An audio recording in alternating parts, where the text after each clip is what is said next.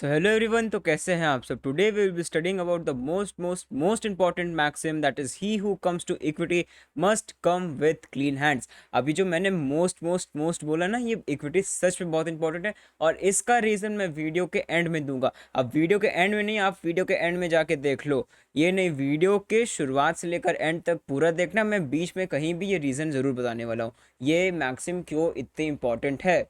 तो without any further delay, if you haven't subscribed our YouTube channel, then do subscribe it and press the bell icon. And if you haven't joined a Telegram and the WhatsApp group, all the links are in the description box. Join them for the latest judicial updates. So let us now start our maxim, that is he who comes to equity must come with clean hands. तो अगर हम इसका meaning देखते हैं bye it's title, तो हमें क्या पता चलता है कि अगर कोई इक्विटेबल रिलीफ चाह रहा है तो उसके हाथ साफ होने चाहिए। नहीं, अगर कोई इक्विटेबल रिलीफ चाह रहा है तो he must come with clean hands. अब यहाँ पे क्लीन हैंड्स मतलब नहीं तुम लाइफ बॉय डिटॉल से हाथ धुल के आ गए तुम्हारे तुमको इक्विटी मिल जाएगी। नहीं, इसका ये मतलब नहीं हुआ। क्लीन हैंड्स का मतलब हुआ कि आप कोई मिसकंडक्ट ना किए हों, आपके खिलाफ कोई गुड फेथ, कोई गुड कॉन्साइन के खिलाफ आप ना गए हों, आपने principles of good faith, good conscience का ब्रीच ना किया गया हो, आपने कोई मिसकंडक्ट नहीं किया गया हो, तो आप क्लीन हैंड्स माने जाते हैं। तो अगर आपको कोई इक्विटी चाहिए, अगर आपको कोई इक्विटेबल रिलीफ चाहिए, तो आप कोई भी मिसकंडक्ट नहीं करना चाहिए, कोई भी आप लोग को ब्रीच नहीं करना चाहिए। किसका? इक्विटी, गुड फेथ, गुड कॉन्साइन, ये सबका ब्रीच नहीं करना चाहिए, तभी आपको इक्विटी मिलेगी। अब let us now take an case law to understand this maxim more clearly. अब केस लॉ में क्या है? Case law is about Overton versus Bannister. अब ये केस लॉ में क्या है, एक गर्ल है, her age is below 18 year. एक गर्ल है, एक गर्ल है and her age is below 18 years, मतलब कि वो एक माइनर है and she works in a trust. अब जो ये गर्ल है, अब ट्रस्ट वाले इसको पैसा नहीं देते हैं, तो जो गर्ल है ये कोर्ट जाती है और कोर्ट में ये बोलती है कि I work in a trust और ये मुझे पेमेंट नहीं कर रहे, मैं जो काम कर रही हूँ, तो मैं चाहती हूँ मुझे इक्विटेबल रिलीफ मिले और मुझे अपना पैसा मिले जो मैंने इतना काम किया है। बट यहाँ पे उसको इक्विटेबल रिलीफ नहीं मिलेगा। क्यों नहीं मिलेगा? क्योंकि उसके हैंड्स क्लीन नहीं है। क्यों नहीं हैंड्स क्लीन है? क्योंकि वो एक माइनर होके काम कर रही है एक जगह, तो that is not accepted by law, that is illegal. तो आप माइनर होके आप काम नहीं कर सकते हैं, दैट इज लॉ।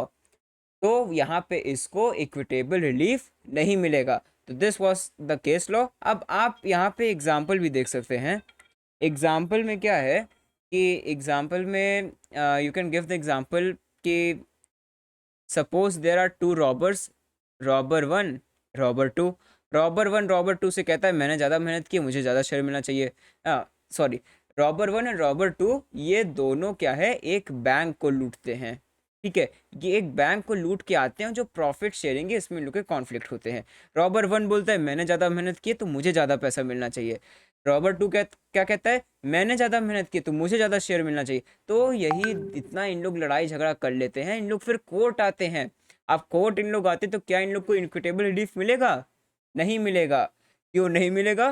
क्योंकि इन्होंने रॉबरी की है, इन्होंने मिस कंडक्ट किया है, इनके हैंड्स क्लीन नहीं हैं, तो इसलिए इनको इक्विटेबल रिलीफ नहीं मिलेगा। तो ऐसे ही आप लोग और भी एग्जाम्पल्स कोट कर सकते हैं। अगर आप लोग को वर्ड लेंथ बढ़ानी है तो ऐसे ही आप लोग और एग्जाम्पल कोट आउट कर सकते हैं। अब जैसे यहाँ पे बैंक में चोरी किए थे, आप बता दो। कार में चोरी, कोई कार चुराए थे, दो कार चुराए थे, तीन कार चुराए थे, कोई किसी का मोबाइल चुराया था, तो आप ऐसे ही वर्ड लिमिट आप इंक्रीज कर सकते हैं अगर एग्जाम में आता है। मैंने from the very starting day मैं कह रहा हूँ कि कोई भी आंसर आपको ऐसे प्रिपेयर करना है। 100 वर्ड्स का आता है तब भी लिख लेना है, 200 वर्ड्स का आता है तब भी लिख लेना है, 300 वर्ड्स का आता है तब भी लिख लेना है, 600 वर्ड्स का आता है तब भी लिख लेना है। तो इस हिसाब से आंसर राइटिंग की प्रिपरेशन करनी है। तो ऐसे ही आप लोग को लेंथ इंक्रीज कर सकते हैं आंसर की एग्जाम्पल दे दे के। तो एग्जाम्पल हो गया। अब now let us come to the application of this maxim. अब जो ये मैक्सिम है, अब यहाँ पे रॉबर्स के बीच का डिस्प्यूट आपको क्या दिखाता है? एक ट्रस्ट के मतलब एक ट्रस्ट का डिफिसिट है यहाँ पे। तो अब जब यहाँ पे ट्रस्ट है तो इसका एप्लीकेशन इन इंडिया, अब एप्लीकेशन इंडिया में ये मैक्सिम कहाँ कहाँ आ गई? अब ट्रस्ट का मैटर है तो ये कहाँ आ गया? इंडियन ट्रस्ट एक्ट में आ गया। ठीक है, अब क्या है? प्रॉपर्टी से रिलेटेड कुछ मैटर है, कॉन्ट्रैक्ट से रिलेटेड कोई मैटर है, तो ये कहाँ पे आ जाएगा? ये ट्रांसफ़र ऑफ प्रॉपर्टी एक्ट में आ जाएगा। ट्रांसफ़र ऑफ प्रॉपर्टी एक्ट में आ जाएगा एंड इंडियन ट्रस्ट एक्ट में आ जाएगा। तो ये इसके एप्लीकेशन है इंडिया में। कहाँ पे आ जाएगा? Indian trust act and transfer of property act. अब इसके लिमिटेशंस में आ जाते हैं। इसका जो लिमिटेशन है मैं यहाँ लिख दे रहा हूँ। अब इसका जो लिमिटेशन इसका कहाँ कहाँ आ जाता है? अगर हम लोग देखते हैं इसका लिमिटेशन, तो लिमिटेशन में जो मैटर्स होते हैं पब्लिक पॉलिसी को लेकर, ठीक है, जो मैटर्स पब्लिक पॉलिसी को लेकर होते हैं वहाँ पर ये मैक्सिम नहीं काम करती। ठीक, अब दूसरा इसका लिमिटेशन क्या होगा कि जहाँ पे जो प्लेंटिफ का मिसकंडक्ट है वो मैटर ही से नहीं कनेक्टेड है, तब किस बात का ये मैक्सिम आएगी? जब उस पर्टिकुलर मैटर से ही प्लेंटिफ का मिसकंडक्ट नहीं रिलेटेड है तो ये मैक्सिम वहाँ पे नहीं आएगी। तो इसका दूसरा लिमिटेशन ये हो गया। तो this completes our video. I hope you have all liked the video.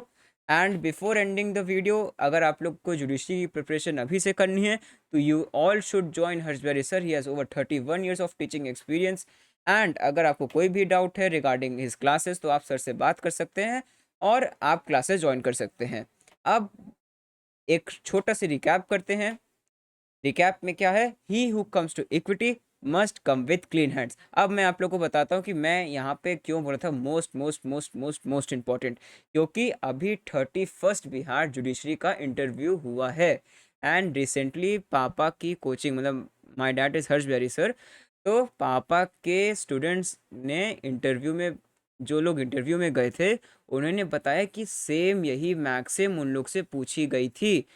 उन्होंने inter why this is not working, हाँ, तो यही से मैक्सिम 31st बिहार जुडिशरी के सिविल जज के इंटरव्यू में पूछी जा रही है। तो समझ लीजिए इस मैक्सिम की क्या ग्रेविटी है। ये सिर्फ BLLB तक सीमित नहीं रहने वाली, ये आपको जब आप जुडिशरी PCSJ की प्रिपरेशन करेंगे, DG की प्रिपरेशन करेंगे, तब भी ये मैक्सिम आप लोग के लिए उतनी ही इम्पॉर्टेंट होगी, क्योंकि ये मैक्सिम, मैं सच बता रहा हूँ, ये पूछी गई है बिहार सिविल जज के इंटरव्यू में। एंड इससे आप ग्रेविटी बस जान लो। तो इस मैक्सिम को बहुत ही ज़्यादा अच्छे से प्रिपेयर करना है और उसके लिए चिंता मत, मैं फिर से एक बार रिवाइज करा दे रहा हूँ। तो he who comes to equity must come with clean hands. तो अगर कोई इक्विटेबल रिलीफ चाह रहा है तो उसके हैंड्स क्लीन होने चाहिए। उसके हैंड्स क्लीन होने का मतलब ये नहीं कि डेटॉल से हाथ धुल लिया, डाइवर से हाथ धुल लिया तो क्लीन हो गए हैंड्स, नहीं। यहाँ पे क्लीन हैंड्स का मतलब हुआ कि वो कोई मिसकंडक्ट ना किया गया हो, वो आदमी ने principle of good faith, good conscience breach ना किया गया हो, तो उसके हैंड्स क्लीन माने जाते हैं। अब इसके हम लोग केस लॉ पढ़े थे। केस लॉ में क्या था? ओवरटर्न वर्सेस बैनिस्टर था। अब ओवरटर्न वर्सेस बैनिस्टर में क्या था कि एक माइनर गर्ल थी, वो काम करती थी एक ट्रस्ट में and she was below the age of 18। तो वो कोर्ट में जाती है, वो कहती है कि मुझे पैसा मिले, लेकिन कोर्ट इसे इक्विटेबल रिलीफ नहीं देगा। क्यों नहीं देगा? क्योंकि उसके हैंड्स क्लीन नहीं थे। क्यों नहीं क्लीन थे? क्योंकि वो एक माइनर थी, तो उसको कोई भी रिलीफ नहीं मिलेगा।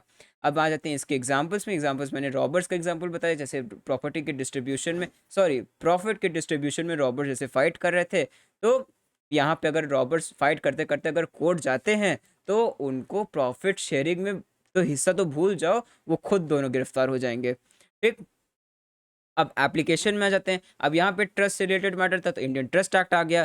प्रॉपर्टी से रिलेटेड मैटर होता है यहाँ पे तो इंडियन प्रॉपर्टी एक्ट आ गया। तो इसके दो एप्लीकेशंस हैं, कहाँ कहाँ? In the sections of Indian trust act and in the sections of transfer of property act.